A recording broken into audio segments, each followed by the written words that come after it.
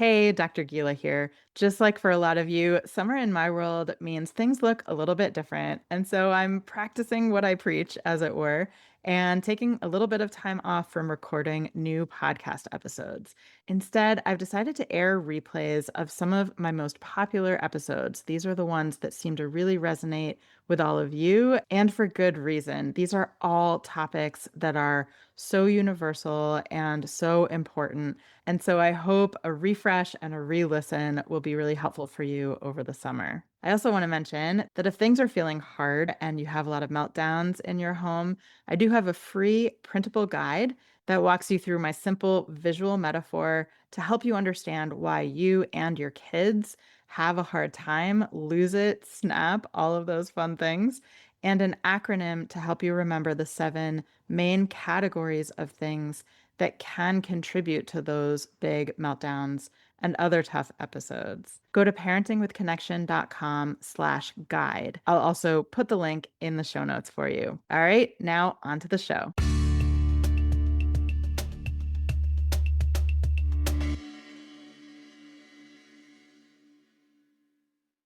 Hi there. I'm Dr. Gila, and I have a treat for you today. It's an interview with Amanda Diekman. If you're not familiar with her, she's best known for her work in low demand parenting.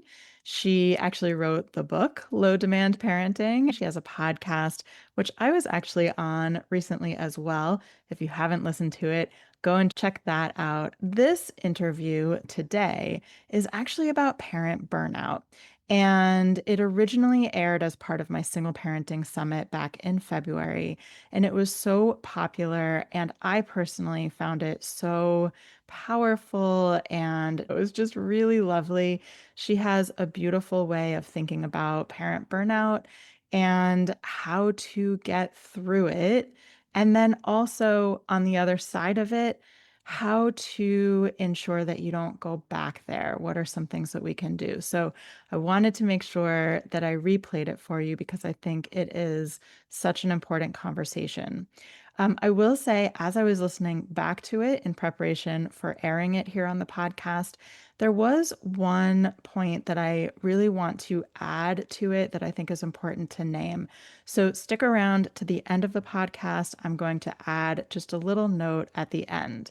But for now, here it is, my conversation with Amanda Diekman from Low Demand Parenting. Welcome to Single Parenting with Connection, Not Perfection, the podcast that honors your messy reality. It's the support you crave without the usual emotional landmines. I'm your host, Dr. Gila, and I promise I will never tell you to just tag your partner in. Before we start, quick reminder.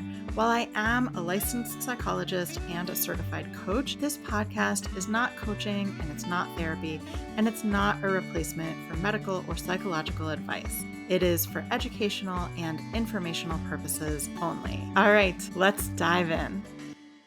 I'm so grateful to have you here, Amanda. Thank you. I'm Yeah. really looking forward to connecting with you and to the beautiful audience that you've gathered. So, hello to all. Thank you. There's so much that we could chat about, but today I think we're going to focus on burnout, which I see so much, in my own clients and also all over social media, comments, Facebook groups. You see single parents feeling just so completely tapped out, depleted, burnt out. So we're going to chat about that. Let's start with, I like to start with like a little bit of definitions so we know what we're talking about. When you think about burnout, what does that mean to you? Yeah. Well, I'm going to talk about burnout generally and then also speak to single parents who might also be neurodivergent because that brings in an additional element to the burnout experience. So, burnout typically means that a person has experienced too much cumulative demands for their body and brain and nervous system to process. And so as a protective move, your body begins to shut down your capacity in order to move you forcibly into a state of rest. And I like to think of it as a healing protection because that helps us to trust our inner healer knows what we can handle and what is right and best for us, rather than people sometimes think of it like falling into a deep, dark pit. Mm, And that it brings up fear on top of the loss of skills and the exhaustion and all of the other things that are happening. And I think that we don't have to be afraid of burnout. We can do things that are more supportive of that season that we're in. And that, as with all things, embracing it as a season that we need to move all the way through rather than fighting it or fearing it or resisting it is one of the most helpful postures that we can take. So I usually think of it as a cocoon, like you're a mm, caterpillar and you crawl into a cocoon and you turn into goo. And the goo phase is actually a really important part of burnout. Because something new happens when you let the old person you thought you were dissolve. And that's how the new shape takes form. That mm, if we don't fully go into the cocoon and embrace, burnout tends to become a cyclical process in our life that we're either on our way to burnout or trying to muscle our way through. When we fully embrace this season and the catalytic transformation it wants to offer us and come out different on the other side, mm. it can be a portal rather than a cycle. There's so much that you just said that is so beautiful. And I think like a lens shift, right? So a lot of people might see burnout as something that just kind of like sucks them in and they get stuck and they get lost in it. I love the concept of the goo phase. Not only is it fun to say, but it's such a great concept. So this idea that first of all, that burnout is serving a purpose, right? I love that. And that it's not something that we necessarily have to be stuck in, that it's something that we can move through and that there can be beautiful things on the other side of it. Oh, I love that. And so I have more questions, but I know that you wanted to talk about the additional neurodiversity piece or neurodivergence piece. Mhm, mhm. Yeah. Tell me more about that. Yeah. So for neurodivergent people in particular, burnout can be and I think this probably applies to many people who experience systemic oppression and for whom the standard way of moving through the world was not built for you to thrive, Mhm. that burnout takes on additional layers because in order to truly move through that portal, and I think that this really speaks to single parenthood as well, Yeah. that our culture was built in so many ways for dual parenting. Mhm. And so you're not crazy if you're thinking, well, of course I burned out because there's no way for one human to do all of the things that the world is telling me I have to do, which is very much the same for neurodivergent people.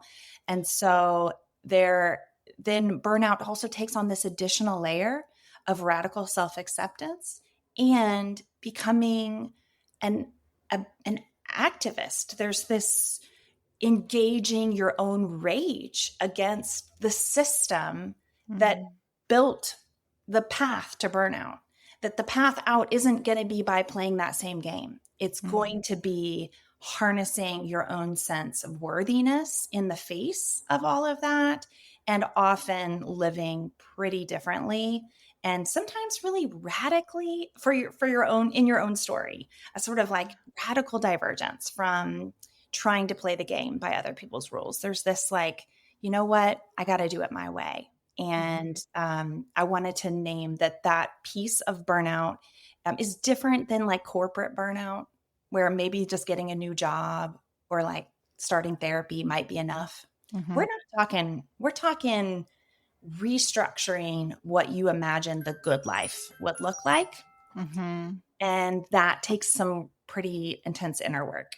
But it's also so beautiful, which is that dual, like it's the hardest thing you've ever done and the most important thing you've ever done. Yeah, I mean, it's almost like a wake-up call, right? It's Mhm. it's your body, your brain, your nervous system telling you that this ain't working. Yes, you We got it. got to do something different. And of course, it makes sense that if you're trying to function in a system that is not set up for the way that your brain works or the way your family works or the way your kiddo works, right? That of course it makes sense that it's not working. Mhm. Yeah. Yeah. Yeah, absolutely. So, okay, you mentioned in the initial definition the idea of embracing the goo phase, Mhm. right? Of sort Mhm. of leaning into it. And, one thing that has come up in a lot of interviews and often comes up in my work with clients is this idea of giving yourself permission, Mhm. right? Permission to feel the prickly, tough things, permission to be in the goo phase. I'm curious, what does that look like? And how do you like sustain your kids and yourself when you're embracing and sort of in that goo phase? Yeah. Well, for children, so because burnout is not exclusive to adults. In fact, many adults actually follow their kids into burnout. It's kind of a dual Mm, movement as accumulating demands are too much for our kids yeah. and their nervous systems begin to they're yelling at us regularly, they can't go to school, or they're dragging their heels about going to your co-parent's house, or just like the Hmm. structures that keep life going begin to fall apart for your Yeah. kid. Yeah. And then you realize, oh wait, I can't do it like Hmm. this is too hard for me. And so, for our kids, when they go into burnout, and I can speak to this personally, I've been through my own burnout, which was very much in tandem with my middle kiddo, who's now 10. But at the time, he was 6. And for him, his goo phase looked like 10 to 12 hours a day of pretty inane YouTube watching. Mm, And it looked like reducing his food intake down to just a very few foods. It looked like needing to there was regression on a number of different skills that he'd developed. So toileting became hard, verbal communication became hard, leaving his room, leaving our house. He couldn't access therapies or school or really mm, any of the supportive structures that I built. And so, in a lot of ways, it looked and felt like failure. yeah.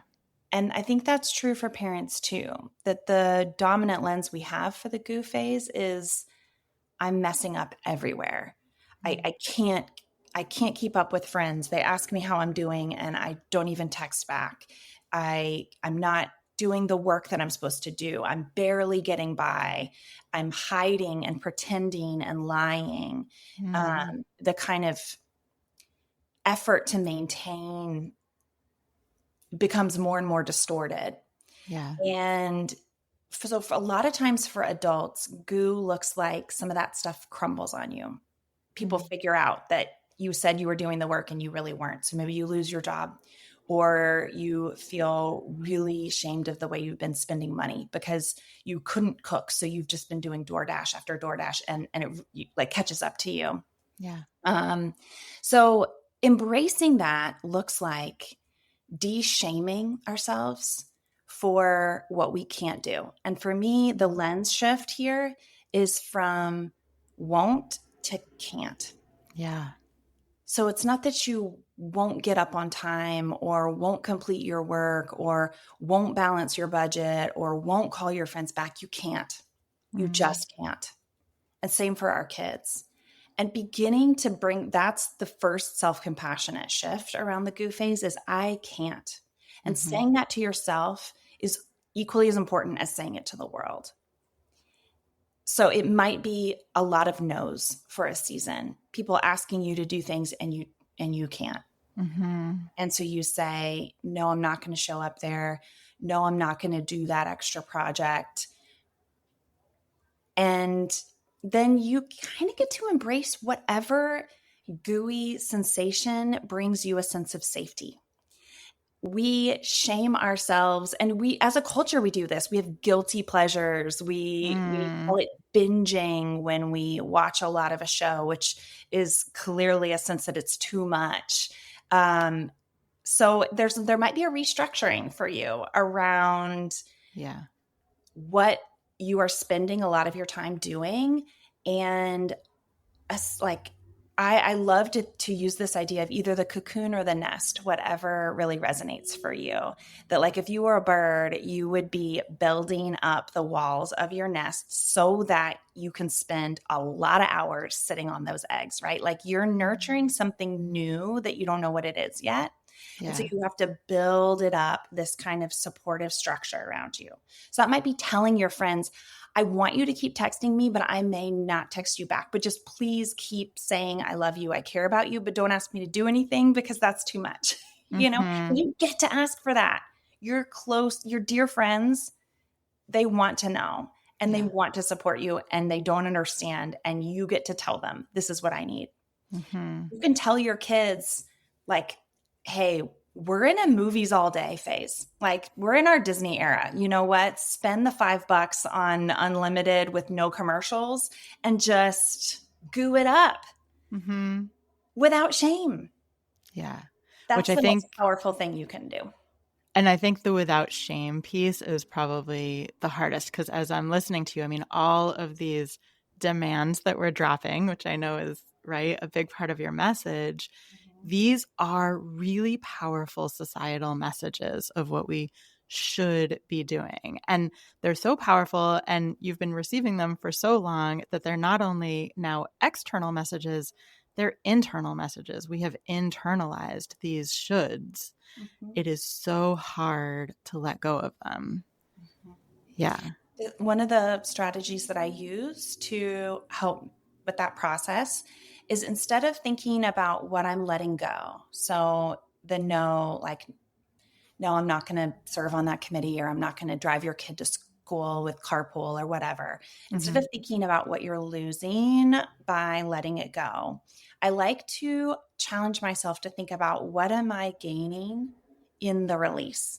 So you might think, well, I should do this because, and then you have your reason to do it. But you think, what is the good thing that comes by letting go of this expectation? It's really potent for our kids.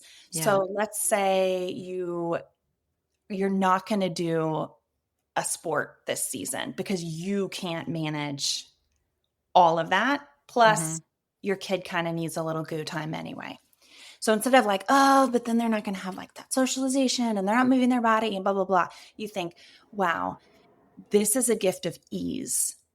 And the most powerful thing I have as a parent to give to my child is connection and trust. And I can't be the kind of parent I want to be if I am at this level of stress. Right. I can't connect with them because I'm not even able to connect with myself. So this is a season where I'm going to embrace ease and I'm going to trust that that is more powerful than whatever might come from that extracurricular activity. Yeah. And it can even be as direct as like maybe you drop the demand of toothbrushing, something that seems like, oh God, you can't do that. Like no one can do that. You're not Yeah. allowed, right? Like every parent's everywhere are cringing. Yeah. But I would say that if toothbrushing is too hard for your kid right now, because they're in a season of burnout or they're at their maybe on every Friday night you're having like the biggest battle about toothbrushing. It's not Monday to Thursday, it's like just at the end of the week where they're just totally exhausted. Yeah. Then you get to drop that because I guarantee you if scientists were studying the long-term impact of certain amount of like tartar on your teeth or your mouth microbiome, blah, blah, blah, blah, versus the trusting connection with a parent who says, look, I see this is too hard for you, and Mm. I believe in you and I trust you. I know that when you can do it, you will. And so we're going to let this go. And I'm with you no matter what hard thing you face. Yeah. That I guarantee you is more powerful for the long-term thriving of that child than like any Yeah. any cavity. The breakdown in communication and connection between parent and child is so much more devastating than a cavity. Yeah. And I would probably expect that that would apply to your inner child too, right? That if you turn that message on yourself, I see this is too hard for you. I'm giving you permission to drop it. And I trust that when you can, you will. Exactly. Yeah. Yeah. And we never received that messaging. I mean, maybe a few lucky people did. Mm. But as a culture, if you're a parent now, then you probably were raised a couple of decades, 4 decades ago. Yeah. That messaging was not just unpopular, it was almost never present. So you got messaging like, well, your coach is counting on you and, be a good girl and show up. Or if you're a man, dry those tears. I don't want Mm. to hear that from you. Get back out there. It was all tough performance Yeah. and move on as quickly as possible from whatever this hiccup is. And Mm. we're saying the complete opposite. We're saying, like, make a whole nest around it and just stay there. Yeah. So your inner child is going to get pretty freaked out. Yeah. Yeah. They never heard anything like that. Yeah. That's why we get to send them this, like, super uber powerful new message in your burnout Yeah. season. And that's a message, right? When you notice that inner child freaking out, right? The inner voices freaking out, what is that telling you? Mhm. Yeah, and also this is modeling, right? This is modeling for our kids. The summit is for single parents of complex kids, and many of our complex kids are at some point going to find themselves feeling either burnt out or, just feeling like they don't know how to follow society's expectations of them. It doesn't align with what they need, and so this is such a beautiful way to model for them. Mhm. Yep. Yeah. And we know that complex kids don't fall too far from the tree. Mhm. And so if you were a complex kid who masked and performed, or who had your own pain because you couldn't, that you then want to protect your kids from, no matter what, your own experience of feeling out of step, like you said, or feeling like I can't do this as a Yeah. young kid, is likely being mirrored in your child. And Mm. so recognizing that you're both dealing with a complex kid on the outside and a complex kid on the inside helps us Yeah. also recognize how we got into this, like, this is all too much Yeah. place as well. Yeah. Yeah. Oh, so good. I imagine that something that's coming up, I bet there's a lot of things coming up for people listening right now, but one thing that I often hear is fear of if I give myself permission to embrace and lean into this hard, gooey phase, Mhm. that I will get stuck, Mhm. right? I will never come out of it. I will get lost in the spiral of depression, burnout, whatever it may be. And I'm curious, do you have any like words of wisdom about how to know if you are stuck, Mhm. right? And how to keep that from happening? I know we've talked a little about it, but anything to like specifically address that fear that might be coming up? Yeah, absolutely. Um, I have two thoughts about that. The first is that it's wonderful and really valuable as a part of building that nest to also think about building your support team that Hmm. can allow you to fully embrace the goo. Because yeah, especially when you're on your own, it's really easy to think like, I'm all there is. So I can't turn into goo because there's nobody to pick me up. So Right. this is a chance to change that story for yourself. So Mhm. something I did with my therapist is I said, I need to know that you are asking, is is this, I mean, we knew it was depression as well as burnout. So she was asking, is the depression well managed? Do I need to call your psychiatrist and say it's Mm. time for a med check? Like, she's listening so I could tell the total truth to her. And then Mhm. she would be the one to hold that kind of adult gaze for me. Yeah. And that helped me to fully embrace the season that I was in. And there were Yeah. times where she said, I'm noticing, it's been 3 weeks in a row that you mentioned that you're spending, a lot of time crying. Now, crying is a beautiful healing thing. Mhm. Do you feel like you're able to stop crying? And I was like, I'm not able to stop. I can't Right. stop. I'm lost. Boom. Support team comes in and says, yeah, we got up those meds, sister. Yeah. And that's exactly what that's for. What my psychiatrist always says is, we don't stop until I feel like I have my feet on the ground. Mm.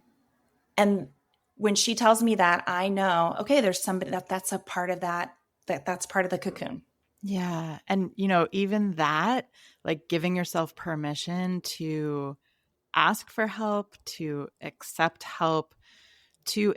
that help might look different than, you might have originally thought. But even that, I think, is like you were talking at the beginning, this like radical shift in what you are open to considering and what your life looks like. Because for a lot of people, there's a lot of inner words about getting help, especially if it's getting help from someone who isn't like super, maybe it's your neighbor and you're like, well, I don't want to burden my neighbor, right? Yeah.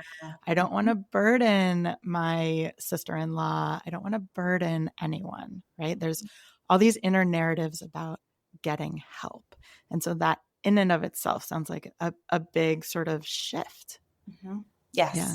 You're right. Think of it as these are the people who are keeping you safe Hmm. so that you can move all the way through the season. That's what helps you not get stuck, Yeah. is actually being where you are and having that support team around you. So I think that's a big piece. The second thing that I want to name is that I have found that burnout actually has 3 phases to it. Hmm. And so the goo phase is only phase 1.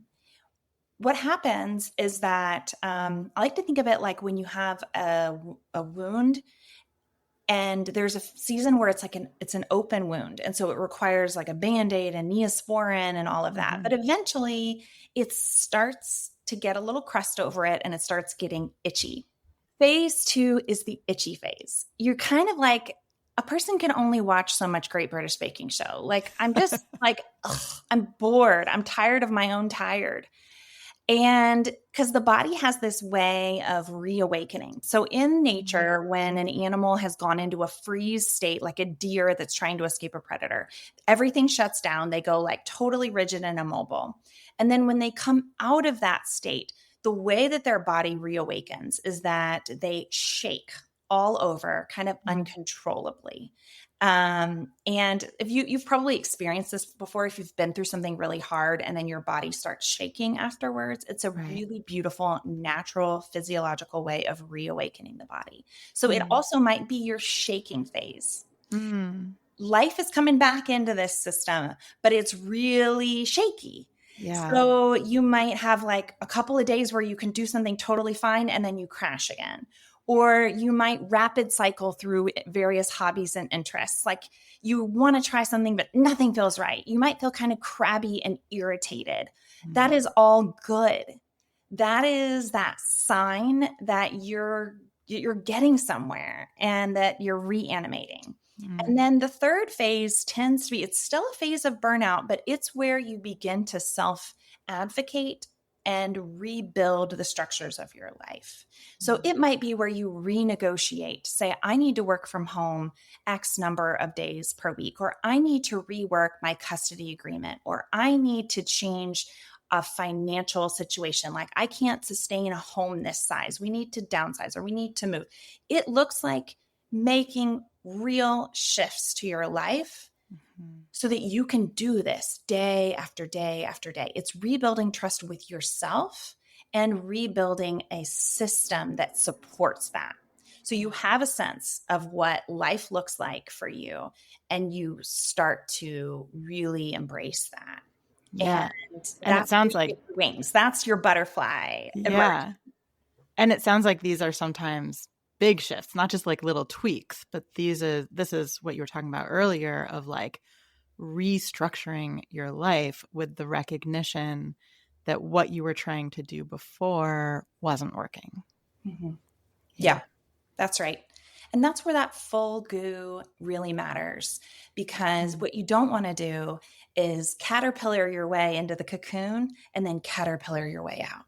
Mm. What I like to say to myself is that I thought I was a ground crawler, but I was meant for the sky. Oh, love it. It helps me think like, I'm not meant to crawl like this. I want treetops. And so that gives me that sense of power and worthiness to make whatever those big shifts are. And everybody's life looks so different. And the reasons you got here are so distinctly you. So there's no pattern to phase 3, except that when I look across the board at people who've really gone through this, they look back and say, it wasn't tweaks, it was big stuff. Mm-hmm. Yeah. Yeah. And the other thing that, I want to remind parents is that when you're going through this, what I think is beautiful is that the notion that you can and will get through this and it will look better and help you sort of shift your life in a way that functions better not only serves you, but also serves your kiddos. Because I think it's sometimes easier to do things when we know it's going to benefit our kids than to give ourselves permission when we know it's going to benefit us. And so sometimes that guilt when you're in that goo phase about it being bad for your kiddos, if you can hold on to the idea that this is bringing you to a place that is better for them, can be really empowering. You got it. That's Yeah. exactly right. And Yeah. it's okay. Some of that fear says, I'll be stuck here forever. Sometimes what we need to reshift the fear is I don't want to do this again. Mm-hmm. I don't want to go back there. And that can sometimes give us it can shift that fear to activism, like I talked about, that we really want to harness this, whatever that most activating emotion for you is. Fear is not a very activating emotion. It tends to bring out protection rather Mm-hmm. than empowerment. And so it might really help to think about not just what happened to get you here individually, but it might help to zoom out and think Yeah. a little bit about what were the systems that were built for me to fail. Because that can activate this, like, I didn't deserve that. I didn't do anything wrong. It was like, ah. And Mm-hmm. then you can start to live with some more of that, like, agency. Like, I'm not just going to let them Yeah. push me back in. You know what I Yeah. mean? And we need Yeah. um, that activation to Yeah. change things. Yeah, it like recalibrates what you expect, what you want, what you're willing to put up with. Yeah. Ah, so much good stuff. I wish we had more time to chat. I am so grateful. This has been incredibly powerful. Thank you so much.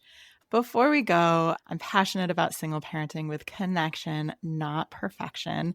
And I'd love to hear, is there something that comes to mind that you do to foster connection either with yourself or with your kiddos? Yes. Well, something that I do to foster connection with my inner child, which is great that that came up in this, is that I have started pulling. I bought a tarot card deck that my inner child is just in love with. Bright colors, characters. And every day I pull a card from that deck and I journal about what my inner child is thinking in response. And it just creates this daily touch point. It's like a 5-minute little dialogue with her, and we're becoming such good friends Mm. through this portal. It's been really transformative, actually. And I do it with a little picture of myself at age 8 right there. So I can just remember little Oh, Amanda and hold her and spend time with her. I love that. There's so many like little pieces of that that are so beautiful. Thank you for sharing. Uh-huh. And then I know we've talked a lot about this already, but a place in your life where you have embraced imperfection. Mm. Well, probably the most radical thing is that I really don't care anymore what people say about me or my parenting or what they think. Mm. That's a pretty meta thing, but on like a small level, if I see somebody look at the way I'm parenting in public and maybe they roll their eyes, or I just imagine what they're thinking about me Hmm. in response, I've learned that what really matters is what I say to myself Mm. in that moment. And so what I've started saying is, I know me and I know us, and we're doing what works for us. Oh, I love Sometimes it that. comes out of my mouth, and sometimes I just say it to myself. I know me and I know us, and we're doing what works for us. It's such a shield of protection around Uh-huh. all of that. I love that. And Yes. also probably a really helpful thing to say in that goo phase of burnout. Mhm. Yeah. Oh, so good. All right. Such a pleasure to chat with you, Amanda. Thank you for being here. I really appreciate it. Thank you. I just love how Amanda thinks about and explains and talks about parent burnout and how to get through it. I hope you enjoyed that. There was one thing that struck me as I was listening to the conversation again before posting it here on the podcast. And I just want to name that. And that is that we didn't talk about some of the very real barriers to doing some of the things that Amanda and I talked about on this podcast. So if you are listening to this and thinking, well, that all sounds great, but I don't know how to make this work without added support that I just don't have. I don't know how to make this happen. I just want to name that that is very real and very valid. I don't have time to really go into that here. Maybe we'll do another episode specifically addressing that. But for now, I just wanted to acknowledge that because often it can be hard as you're listening to feel like, well, okay, that's great. And I would really love to implement this, but I don't know how in my personal life.